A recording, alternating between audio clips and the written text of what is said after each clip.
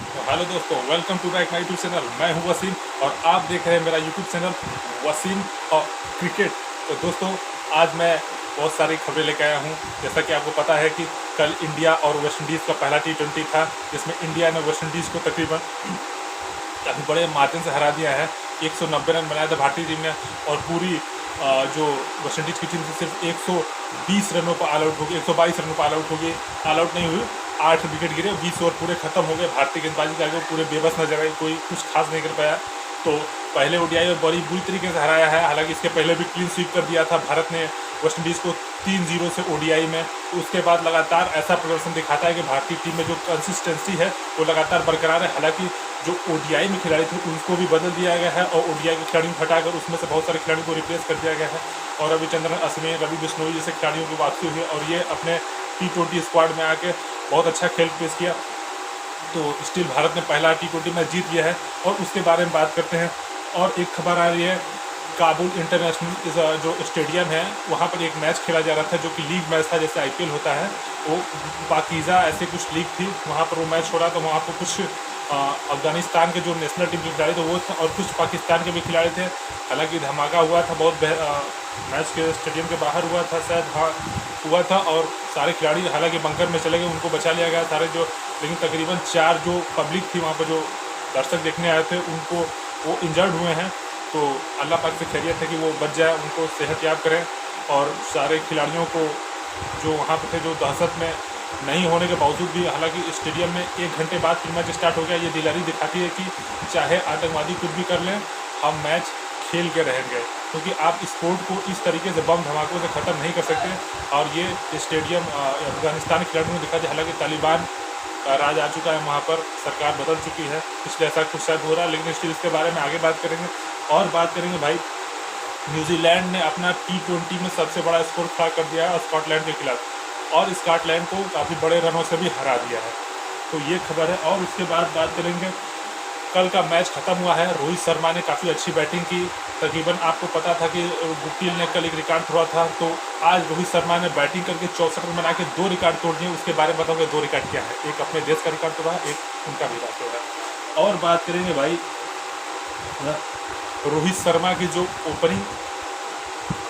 Opening squad है, खुद तो उनका समझ लीजिए कि जो बैटिंग स्टेट है इस समय अच्छा नहीं चल रहा है। हालांकि 64 रन तो बना दिए, लेकिन तकरीबन वो लगातार जो जिस फॉर्म से खेलना चाहिए वो नहीं खेल पा रहे हैं।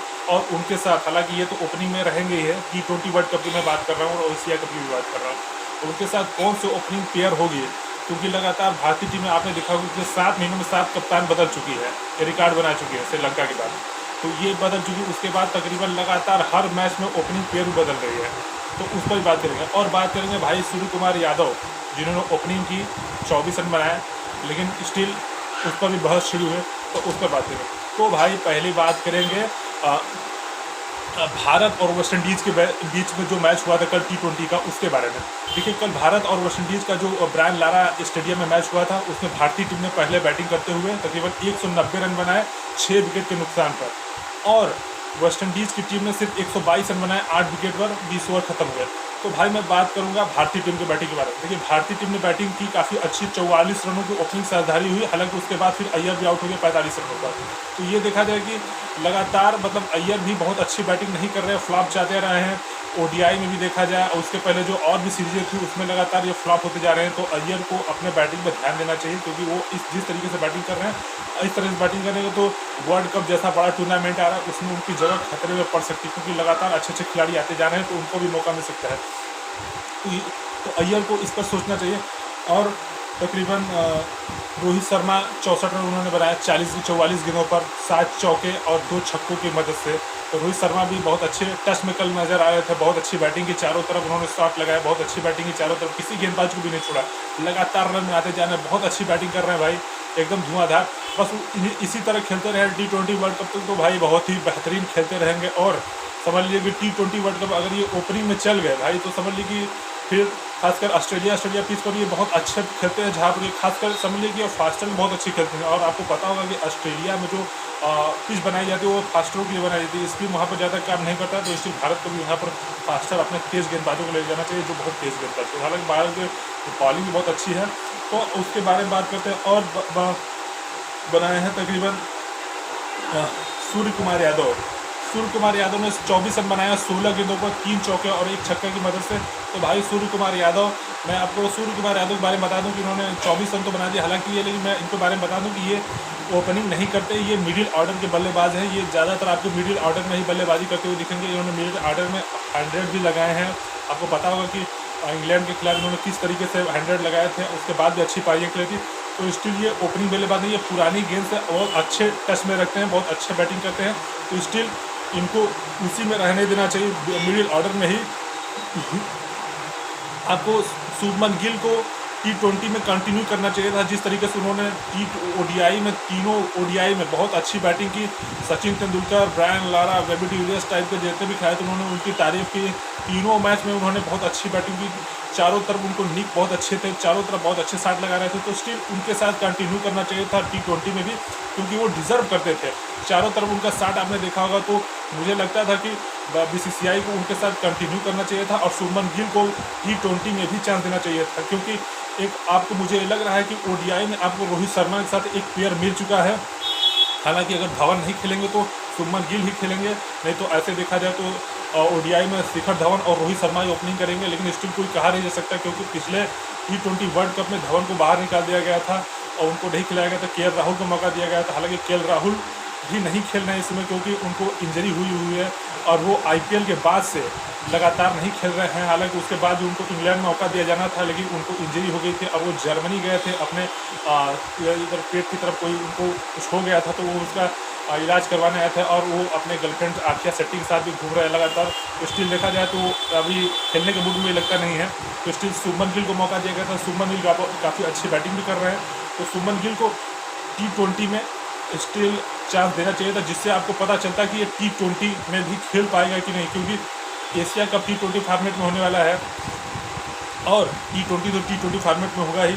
तो स्टिल आपको ऐसे बल्लेबाज की जरूरत है जो ओपनिंग में अच्छा करके दे और कंसिस्टेंसी के साथ बैटिंग करे और लगातार बना के दे। हालांकि आपने देख लिया कि उन्होंने ODI में काफ़ी अच्छे रन बनाए हैं, तो स्टिल आपको उनके साथ कंटिन्यू करना चाहिए था ODI के लिए भी और T20 के लिए, क्योंकि T20 में भी वो बहुत अच्छी बैटिंग कर रहे हैं। तो स्टिल देखा जाए तो सूर्य कुमार यादव 24 रन बनाया 16 गेंदों में, 3 चौके और 1 छक्के। हालांकि ये अच्छी बैटिंग की, लेकिन स्टिल मेरा यही मानना है कि ऐसा करनी, क्योंकि कंट्रोवर्सी भी बनी थी कि सूर्य कुमार यादव को बैटिंग ओपनिंग क्यों दिया गया। तो स्टिल अब जिसको जो भी करना चाहिए, टुच्चा टाइप का दिमाग रखते हैं लोग, ऐसे लोग जो ऐसी बात करते हैं। भाई मेरे चाहिए तो टुच्चा था, मैं वो छोटा सा समझ लीजिए क्रिकेट का लवर हूँ, लेकिन मैं फिर भी बता दे रहा हूँ कि कैसे क्या होता है। लेकिन भाई जो BCCI में बैठे हुए हैं, करोड़ों रुपए महीने ले रहे हैं, टीम सिलेक्शन के लिए डेली अलाउंस भी ले रहे हैं, तो स्टिल उनको सोचना चाहिए कि भाई इतनी बड़ी बोर्ड है, सबसे अमीर बोर्ड है, तो इस अमीर बोर्ड को खिलाड़ियों को कैसे डिजर्व करना चाहिए, खिलाड़ियों को कैसे ऊपर आना चाहिए। पैसे तो मिल ही रहे सारे खिलाड़ियों को, लेकिन वो स्टिल रन कैसे बनाएंगे। भारतीय टीम नंबर 1 रहेगी तभी जाके हमारी बोर्ड भी नंबर 1 रहेगी। भारतीय टीम अगर डाउन जाएगी तो फिर स्पॉन्सर चले जाएंगे और भी जितने टीम सिस्टम है सब खत्म हो जाएगा, तो फिर पैसा नहीं आएगा, तो फिर खिलाड़ियों को कैसे मिलेगा। सोचना चाहिए इसके बारे में, बहुत बड़ी चीज़ है। और इसके बाद बात करेंगे भाई अय्यर को, तो मुझे लगता है इनको चांस नहीं देना चाहिए। इसके जगह पर दीपक हुड्डा को रखना चाहिए, क्योंकि दीपक हुड्डा उनके जगह काफ़ी अच्छे खेल सकते हैं। और अय्यर हालांकि फील्डिंग बहुत अच्छा करते हैं, कैच भी उन्होंने बहुत अच्छा पकड़ा था, लेकिन स्टिल सिर्फ फील्डिंग से बैट नहीं चलेगा, क्योंकि उनको बैटिंग करके भी क्योंकि उनको एक बैट्समैन के रूप में रखा गया है। हालांकि फील्डिंग तो सभी को करना है, कोई भी हो, लेकिन उनको एक बैट्समैन के रूप में रखा गया है। वो इंग्लैंड के खिलाफ फ्लॉप रहे, ODI T20 में फ्लॉप रहे और देखा जाए तो इसमें भी फ्लॉप ही चल रहे हैं। तो उसके बाद देखते हैं स्टिल क्या होता है। मुझे लगता है कि इनके साथ कंटिन्यू ही करेंगे 2 मैच और, तो देखते हैं क्या होता है इनके साथ। तो स्टिल इनको खुद से अब देखना चाहिए कि कहाँ मिस्टेक हो रही है। इनको अगर मिस्टेक अपना चेक नहीं करेंगे तो ये फंस जाएंगे, अगर फंस जाएंगे तो फिर फंसते ही रहेंगे। और उसके बाद बात करेंगे ऋषभ पंत भी इस समय कुछ अच्छा बैटिंग नहीं कर रहे। 14 रन बनाए हैं 12 गेंदों पर, सिर्फ 2 चौके लगाए हैं। तो सिर्फ एक जो इंग्लैंड के खिलाफ उन्होंने अच्छी पारी खेली थी टेस्ट में, उसके बाद से तो लग रहा है कि ये बहुत शांत पड़ चुके हैं। और T20 में उसके बाद से इनको कोई रन नहीं बन रहा है, लगातार ये फ्लॉप होते जा रहे हैं। इसके पहले भी हालांकि इनको ODI में मौका नहीं दिया गया था, संजू सैमसन को मौका दिया गया था। तो मुझे लग रहा था कल संजू सैमसन के बारे में बात चाहिए, तो मुझे लगा कि संजू सैमसन को शायद मौका मिलेगा, लेकिन मिला नहीं। T20 जो 20 सदस्यीय टीम है उसमें इनको तो मौका मिला था, लेकिन प्लेइंग 11 में मैंने पहले ही बता दिया था कि इनको मौका मिलेगा कि नहीं मिलेगा, इसमें बहुत कंसेशन है, क्योंकि ऋषभ पंत आएंगे तो फिर संजू सैमसन को मौका मिलना बहुत ही कठिन होगा, क्योंकि ऋषभ पंत को काफ़ी ज़्यादा एक्सपीरियंस है। लेकिन स्टिल मुझे लगता है कि संजू सैमसन के साथ ही जाना चाहिए था, क्योंकि ये 2-3 मैच छोटे, ये वेस्टइंडीज़ के आप छोटे मैचों को छोड़ देना चाहिए था ऋषभ पंत को। चलिए स्टिल अब जो मैनेजमेंट चाहे कि वही ऋषभ पंत को भी करना पड़ेगा। तो ये हो गए उनके साथ ऋषभ पंत, इन्होंने सिर्फ 12 रन 14 रन बनाए, 12 गेंदों पर सिर्फ 2 चौके साथ। उसके बाद बात करें जडेजा ने 13 रन 16 रन बनाए, 13 गेंदों पर 2 चौके। जडेजा की हालांकि स्टिल ये बैट्समैन प्रॉपर बैट्समैन नहीं ऑलराउंडर, लेकिन स्टिल बैटिंग भी बहुत अच्छा करते हैं, कभी कभी बैटिंग अच्छा करते हैं, लेकिन स्टिल इनसे आप बैटिंग के ज़्यादा उम्मीद नहीं दे सकते, क्योंकि ये बहुत ज़्यादा नीचे नंबरों पर भी आते हैं, इनको खेलने के ज़्यादा मौका भी नहीं होता। तो स्टिल उन्होंने 16 रन बनाए और 13 गए। उसके बाद डीके, भैया अगर बात करें डीके, अगर डीके ना होते तो कल भारत भी फीके पड़ जाता, क्योंकि डीके ने ही भारत को समझ लीजिए कि आखिरी के 4 ओवर में 52 रन, आखिरी के 4 ओवर में अगर 52 रन डीके भैया के बैट से नहीं निकलते, डीके भैया नहीं बनाए, हालांकि एक छक्के उसमें अश्विन के भी थे, लेकिन स्टिल मान लीजिए कि 4 ओवर में पूरे 50 रन बने, क्योंकि भाई बीच के ओवर में तो ऐसा लगा कि भारत 150-60 रन तक ही जाएगी और उसके बाद खेल खत्म हो जाएगा। लेकिन जिस तरीके से डीके भैया ने अपनी बैटिंग की और 14 गेंदों पर 19 गेंदों पर 41 रनों की जिस तरीके से डीके भैया ने भाई खेली, उन्होंने पारी बहुत ही ताबड़तोड़ बैटिंग की, इन्होंने 3 छक्के 4 चौकों की मदद से 41 रन बनाए। अगर ऐसी अपनी धुआंधार पारी न की होती तो भारत 160 रन पर आउट हो जाता था। अगर भारत 160 रन पर आउट हो जाता तो स्टिल इन वेस्टइंडीज़ के जो, हालांकि वेस्टइंडीज़ की बैटिंग उतनी मजबूत नहीं है, वो बहुत अच्छे भी नहीं खेल रहे वो लोग, तो देखा जाता तो 160 रन होता तो वो शायद वो रिलैक्स मोड में खेलते हैं और हो सकता था 160 रन तक पहुंच भी जाते हैं। लेकिन स्टिल उनकी वजह से 190 रन बना और 190 रन की वजह से ही उनके ऊपर काफ़ी ज़्यादा प्रेशर था, इसलिए पूरी वेस्टइंडीज टीम नहीं खेल पाई। प्रेशर में 190 रन का प्रेशर था, इसलिए नहीं बना पाई। अगर 150 रन होता तो शायद हो सकता है कि स्टिल चेस करने जाती है, लेकिन वेस्टइंडीज़ की बैटिंग इस तरीके नहीं थी। हमारी गेंदबाजों ने भी तो इतनी अच्छी गेंदबाजी की कि बांध के रखा था, एकदम रन नहीं बन रहे थे।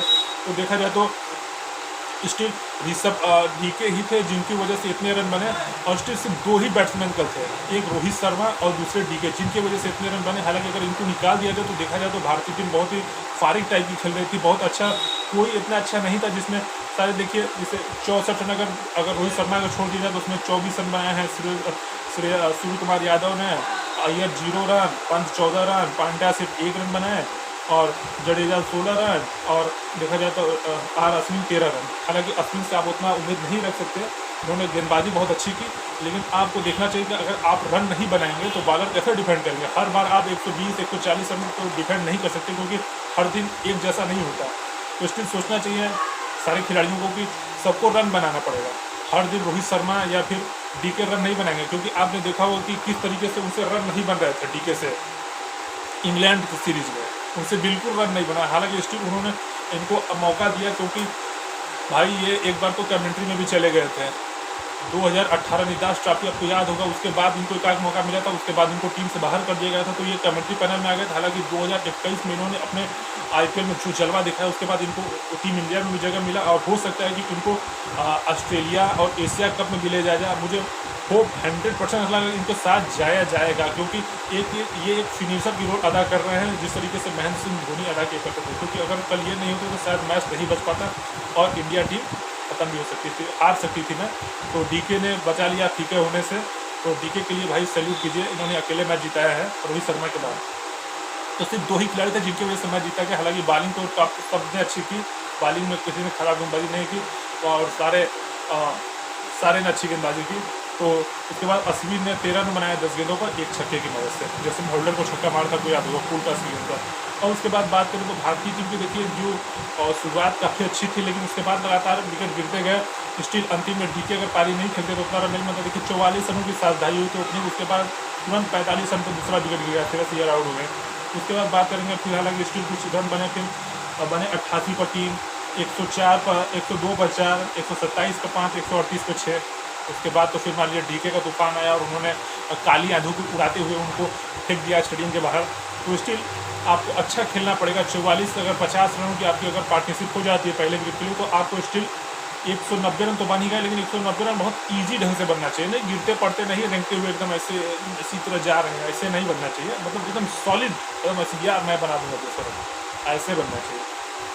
और उसके बाद बात करें वेस्ट इंडीज की गेंदबाजी की, भाई वेस्ट इंडीज के एक ही गेंदबाज ऐसा था जिसको नहीं पिटाई हुई, नहीं तो बाकी सबको बहुत धुनाई पड़ी। क्लिंट बकवाय 4 ओवर में 30 रन 1 विकेट इन्होंने लिया। जेसन होल्डर भाई 2 ओवर तो उन्होंने बहुत अच्छे फेंके, लेकिन अंतिम ओवर में उनको 23 रन ऐसे पड़े, चौपड़ पड़े, इनका दिमाग ही घूम गया होगा। 4 ओवर में 50 रन 12.5 के एवरेज से और 1 विकेट इन्होंने लिया। उसके बाद अकील हुसैन भाई क्या गेंदबाजी इन्होंने खेलकर 4 ओवर में 14 रन 3.25 के औसत से दिया और 1 विकेट भी इन्होंने लिया। उसके बाद बात करें अल्जारी जोसफ 4 ओवर में 46 रन 2 विकेट और कीमो पाल 2 ओवर में 24 रन 1 विकेट।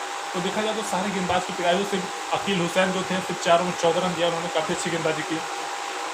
तो भारतीय टीम ने बहुत अच्छी गेंदबाजी की, बैटिंग भी ठीक ही की, 190 रन बना दिया, तो इसका मतलब बढ़िया है। सारे गलती पाप भूल गए जो बीच में जिन्होंने रन नहीं बनाए थे, तो भाई बीच में बहुत स्लो खेला, ऐसा नहीं खेलना चाहिए। T20 में पका दिया था मुझे नींद आ रही थी मुझे मैच देखते हुए। तो उसके बाद बात करते हैं वेस्ट इंडीज़ की बैटिंग की। तो वेस्ट इंडीज़ की तरफ से भाई 122 रन नहीं बने, तो उसमें कोई मैं ज़्यादा खास बता देता हूँ तो फटाफट किसने क्या क्या किए हैं, क्योंकि 122 रन में सारे हारी ही थे उसमें। काइल मेयर्स ने 15 रन बनाए 6 गेंदों पर। हैरी ब्रूक्स इन्होंने 20 रन बनाए। जेसन होल्डर 0 पर आउट हो गए। उसके बाद बात करें निकोलस पूरन 18 रन बनाए। इनके ऊपर सबसे ज़्यादा दारोमदार था, क्योंकि ये बहुत ही सीनियर टाइप के बल्लेबाज थे और काफ़ी अच्छा खेलते भी हैं, लेकिन कल स्टिल इनको खेलना चाहिए था, लेकिन कल नहीं खेल पाए तो टीम हार गई। उसके बाद रोमन पॉवेल 14, हेट मायर जिनको T20 में सिर्फ T20 में ही खेलते हैं, ये भी 14 रन बनाए 15 गेंदों पर, काफ़ी खाली टाइप की स्टाइल निकल गया। उसके बाद बात करेंगे अकील हुसैन 11 रन बनाए, स्मिथ 0 रन, पॉल 19 रन और जोसफ 5 रन। तो स्टिल देखा जाए तो 122 रन पर खत्म हो गई टीम और बहुत अच्छी गेंदबाजी की भारतीय टीम की तरफ से। भुवनेश्वर कुमार में 2 ओवर में 11 रन विकेट। भाई T20 में तो बहुत अच्छे फेंकते हैं, चाहे वेस्ट इंडीज़ हो। ये मत कहिए कि वेस्ट इंडीज़ के खिलाफ अच्छा फेंकता है, नहीं, सबके खिलाफ ही अच्छा फेंकता है। बाई चांस कभी गेंदबाज का दिन खराब होता है, 2 ओवर में 1 मेडल और 11 रन और 1 विकेट भी जाता है। 4 ओवर फेंकवाते तो 4 ओवर मुझे लगता था कि ये शायद और 2 विकेट 3 विकेट ले लेते, हालांकि सिंह से फेंकवाया ही नहीं गया। सिंह से फेंकवाएगा 4 ओवर में, अर्शदीप सिंह से 4 ओवर में 24 रन, 4 ओवर में 24 रन 2 विकेट। तो अर्शदीप सिंह भी भाई हमारे बहुत अच्छे एक सरदार जी आए हैं, उन्होंने बहुत अच्छी गेंदबाजी कर रहे हैं। काफ़ी लंबे कद, तकरीबन 6 फीट का, मेरा भी 6 फीट का होगा भाई, तो काफ़ी लंबे करते हैं और सीधी स्लिंग गेंदबाजी ऐसे करते हैं तो सीधे जाता है, ऐसे घुस जाता है अंदर शायद ऐसे बोल्ड। तो 4 ओवर में 24 रन दिए, 4 छक्का 24, 18 को आता है 6 के एवरेज से, तो बहुत अच्छी गेंदबाजी की उन्होंने भी। उसके बाद जडेजा 4 ओवर में 26 रन 1 विकेट। उसके बाद बात करें आर अश्विन, जिनको T20 वर्ल्ड के बाद पहली बार T20 खेलने का मौका मिला, 4 ओवर में 22 रन 1 विकेट। तो भाई मैं कहता हूँ लगातार अश्विन को खिलाते जाइए, लगातार अश्विन को खिलाते जाइए, लगातार अश्विन खिलाते जाइए। ये अपने कैरियर के लास्ट स्टेज पर चल रहे हैं, एज भी इनके तकरीबन 36-37 में पहुंच चुकी है, तो उनको भाई 2-3 साल और खिलाते रहिए, इनको इज्जत दीजिए। स्टिल सीनियर गेंदबाज है और लगातार अच्छी गेंदबाजी भी कर रहे हैं। आपने इनको तकरीबन 2016-17 के चैंपियंस ट्रॉफी के बाद 2021 का T20 वर्ल्ड कप था, उसमें आपने उनको सफ़ेद गेंद में खिलाया था, तो उन्होंने उसमें काफ़ी अच्छी गेंदबाजी की थी। और उसके बाद फिर आपने स्टिल इनको इतना लंबा कर दिया, उसके बाद भी इतनी गेंदबाजी करें तो भाई इनको स्टिल खिलाते रहिए, स्टिल खिलाते ही रहिए, मैं तो ये कहूँगा। क्योंकि आपको हालांकि स्पिनर की कमी नहीं है, कुलदीप यादव या चल जैसे गेंदबाज है, वाशिंगटन सुंदर टाइप के गेंदबाज है, जो कि इंग्लैंड में काफ़ी अच्छी धमाका मचाए हुए हैं। स्टिल आपको देखना चाहिए, इनको खिलाते रहिए, बीच में हालांकि लगातार न खेले, लेकिन इनको खिलाते ही रहिए। उसके बाद बात करेंगे हार्दिक पांड्या ने 2 ओवर में 12 रन दिए, रवि उसमें 4 ओवर में 26 रन दिए। तो इस तरह था भारत और वेस्ट इंडीज़ का मैच का स्टेटस, जिसमें भारत ने वेस्ट इंडीज़ को काफ़ी बड़े मार्जिन से हरा दिया, तकरीबन 70-72 रन से हरा दिया।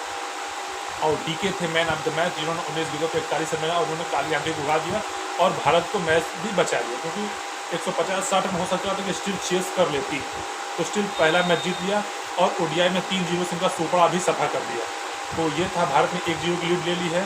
मैच होगा कल, 5 T20 का मैच है और स्टिल मुझे लगता है कि इसमें से श्रेयस अय्यर को हटाया जा सकता है और दीपक हुड्डा को लाया जा सकता है। ये एक चेंजेस हो सकते हैं और कुछ ज़्यादा चेंजेस होने वाले नहीं इसमें।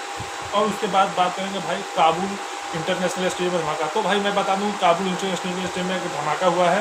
कल मैच चल रहा था, समझ लीजिए कि IPL की तरह एक लीग होती, वहाँ पर पाकिज़ा मैक्सिमा कुछ ऐसी लीग थी। उसमें जो अफगानिस्तान के जो प्लेयर थे उसमें कुछ बड़े बड़े प्लेयर नहीं थे, जैसे आपको राशिद खान टाइप के प्लेयर नहीं थे, लेकिन कामरान गुलाम मुस्तफ़ा इस टाइप के जो प्लेयर हैं जो लगातार अभी स्टिल बहुत अच्छा खेल रहे हैं अफगानिस्तान की तरफ से, वो भी थे। और पाकिस्तान की तरफ से जफर गौहर और एक और चाचू थे, जिसको चाचू कहा जाता, वो भी थे। तो स्टिल पाकिस्तान के खिलाड़ी भी वहाँ थे और अफगानिस्तान के लिए ये IPL की तरह की लीग होती है। 2013 में स्टिल इसका आगाज़ किया गया था। तो इस मैच के दौरान ही वहाँ पर एक बहुत बड़ा धमाका हुआ। 4 जो पब्लिक जो दर्शक मैच देखने आए थे वो जख्मी भी हुए। हालांकि स्टिल 1 घंटे के बाद बिना डर के मैच स्टार्ट हुआ और मैच पूरा खेला भी गया। वहाँ पर UN की टीम भी थी। हालांकि 1 घंटे के लिए पूरे मैच को रोक दिया गया था। सारे खिलाड़ियों को बंकर में ले जाया गया था। अल्लाह के फजल से सारे खिलाड़ी सुरक्षित हैं। इंडिया, अफगानिस्तान और पाकिस्तान के खिलाड़ियों को मेरी नेक तमन्ना है कि उन्होंने स्टिल अपना जज्बा दिखाते हुए इन आतंकियों को पीछे करते हुए मैच को स्टार्ट रखा और दिखा दिया कि आप चाहे बम धमाका चाहे कुछ भी कर लें तो हम लोग पीछे हटने वाले नहीं हैं। हालांकि स्टिल में पाकिस्तान के खिलाड़ियों को भी दाद देनी पड़ेगी कि जिस तरीके से उन्होंने मैच को कंटिन्यू रखा और मैच खेलने के लिए राजी भी हो गए 1 घंटे बाद, तो स्टिल उनके लिए भी सैल्यूट है। और अफगानिस्तान के मैं पब्लिक के साथ और अफगानिस्तान के खिलाड़ियों के साथ भी हूँ कि लगातार वो इस मुसीबत की घड़ी में भी मैच खेल रहे हैं और दिखा रहे हैं कि भाई हम आतंकियों से नहीं डरते हैं, चाहे जो भी आतंकी संगठन हो। हालांकि वहाँ पर राज बदल चुका है, सरकार वहाँ अशरफ गनी भाग चुके हैं, वहाँ छोड़ के दुबई में है और वहाँ पर तालिबान का राज है। हालांकि तालिबान के राज में क्रिकेट के लिए कोई मनाही नहीं है, लेकिन पता नहीं कौन सा आतंकी है जो ऐसे टुच्चे टाइप की हरकत करते हैं। तो भाई मैं ऐसे टुच्चे लोगों को ऐसे झापड़ से मारूंगा अगर वो हमसे मिल जाए। तो आप स्टिल मैच खेलते रहिए और मैं अफगानिस्तान के सुरक्षा बलों से कहूँगा कि आप मैच को स्टिल और टाइट करें, सिक्योरिटी और टाइट दें कि ऐसे हरकतें ना हो, क्योंकि आपको अगर इस तरीके से धमाके होते रहेंगे तो मैच तो करवा लेंगे लेकिन बड़ी टीमें आपके देश में नहीं जाएंगी। तो स्टिल आप अफगानिस्तान के साथ तो पूरी दुनिया ही है, मैं भी हूँ। अफगानिस्तान के लोगों के साथ मेरी बहुत सारी नेक तमन्नाएं हैं कि वो अच्छा खेलते रहें। और अफगानिस्तान से मुझे लोग देखते भी हैं, पाकिस्तान से भी कुछ लोग मुझे देखते हैं। बहुत बड़ा यूट्यूबर नहीं हूँ, कुछ ही दिनों से 1 महीने से मैं लगा हुआ हूँ इसमें। तो आपके प्यार की ज़रूरत है मुझे, आप लोग मुझे प्यार देते गए, मैं आपको प्यार देता जाऊँगा। तो इसी तरह चलता रहेगा। तो स्टिल सपोर्ट करें चाहे ना करें मुझे, लेकिन मैं आपको ज़रूर सपोर्ट करता रहूँगा और आपके क्रिकेट को, आपके देश को सपोर्ट करता रहूँगा मैं। तो इस तरीके से मैच काबुल में धमाका हुआ और मैच स्टिल 1 घंटे बाद भी स्टार्ट हुआ और मैच पूरा खेला भी गया। तो इसी तरह खेलते रहिए, बम धमाकों से न डरते रहें, क्योंकि आप डरेंगे तो वो और आपको डराएंगे, इसलिए आप उनको डराएं। आप मैच खेलते रहें, आप अपनी जज्बा दिलेरी को दिखाएं कि हम आपसे डरने वाले नहीं हैं। तो स्टिल सैल्यूट है आप लोगों के लिए। तो मैच खेलते रहें, मैं आपको मैच को लगातार कवर कर भी रहा हूँ अपने घर से वहाँ से। और उसके बाद बात करेंगे भाई न्यूजीलैंड के बारे में। न्यूजीलैंड ने स्कॉटलैंड को दूसरे T20 में सबसे बड़ा स्कोर बनाया 254 रनों का। तो भाई न्यूजीलैंड ने सबसे बड़ा अपना T20 स्कोर बना दिया है 254 रनों का। और स्कॉटलैंड को 152 रन को ऑल आउट करके 102 रनों की बहुत बड़ी जीत हासिल कर ली है।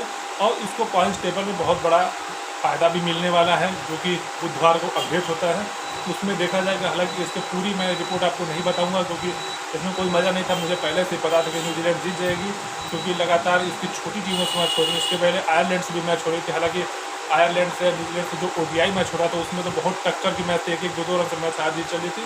लेकिन स्टिल T20 में तो न्यूजीलैंड टीम अपने फुल स्ट्रेंथ टीम के साथ खेल रही है, तो जीत ही जाएगी वैसे।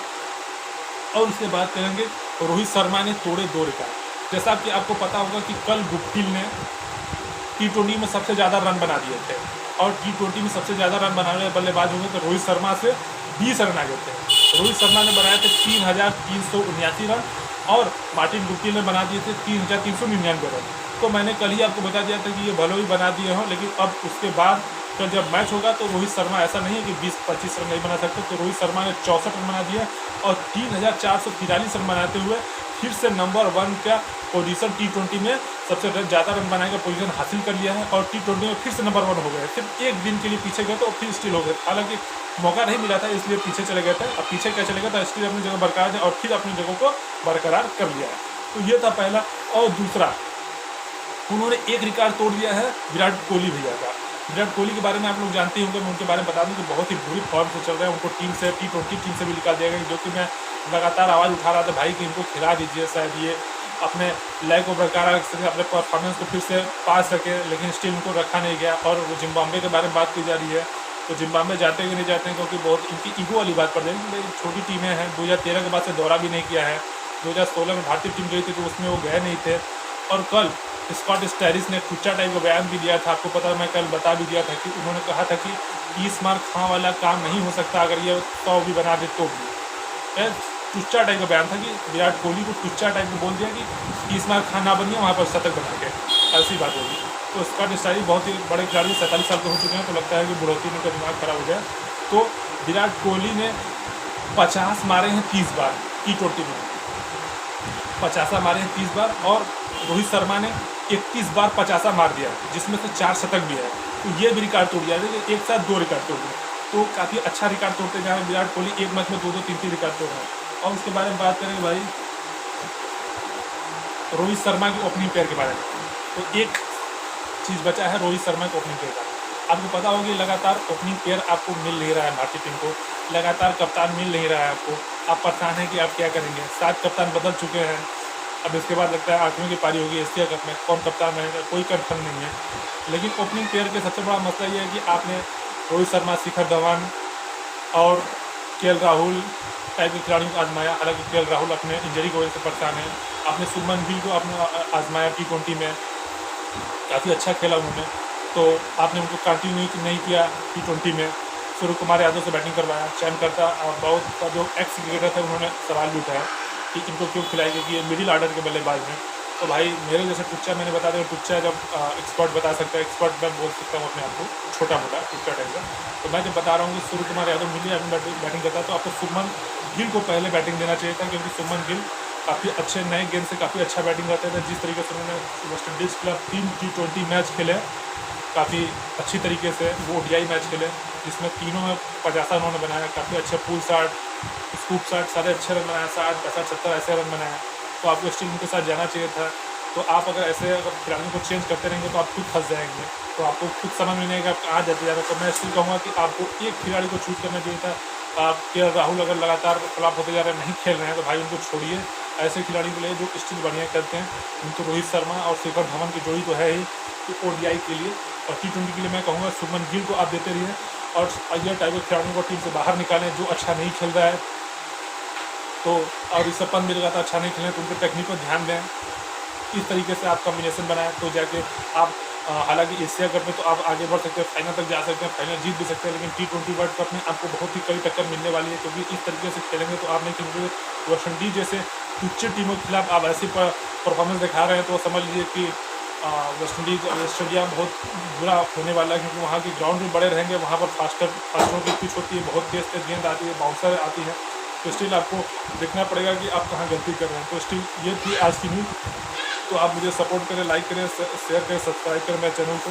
स्टिल मैं आपके साथ जुड़ा रहूँगा और आपसे डेली कुछ ना कुछ क्रिकेट रिव्यू देता रहूँगा, और मेरे चैनल को प्लीज़ सब्सक्राइब जरूर करें। तो मिलते हैं कल एक नए वीडियो तक, क्योंकि कल और सारी मैच होने वाले हैं, उसको मैं लेकर आऊँगा। कल कॉमनवेल्थ गेम भी हो रहा था, इंडियंस वुमेंस, और मैं बता दूँ एडिशनल ये न्यूज़ है, इंडियंस वुमेंस और ऑस्ट्रेलियन वुमेंस की मैच हो रहा था। हालांकि 3 विकेट ऑस्ट्रेलियन वुमेंस मैच जीत लिया है और इंडियन वुमेन हार गई है, लेकिन मुझे पता नहीं था कि इसमें कौन कौन से खिलाड़ी अच्छा खेलते हैं, कौन कौन से नहीं खेलते हैं। लेकिन स्टिल मैं बता देगा 3 विकेट से हार चुकी है, और अगला मैच जब भी होगा तो उसके पूरे स्टेट्स में बताऊंगा तो उसमें क्या क्या हुआ था, क्योंकि मुझे पता ही नहीं था कि यार इसमें क्या है कि कौन कौन से गर्ल्स बढ़िया खेलती हैं। लेकिन स्टिल हार गई तो बुरा भी लगा। तो मिलते हैं अगले न्यूज़ में, तो मुझे सब्सक्राइब करें, मैं मिलूँगा ज़रूर आपके साथ।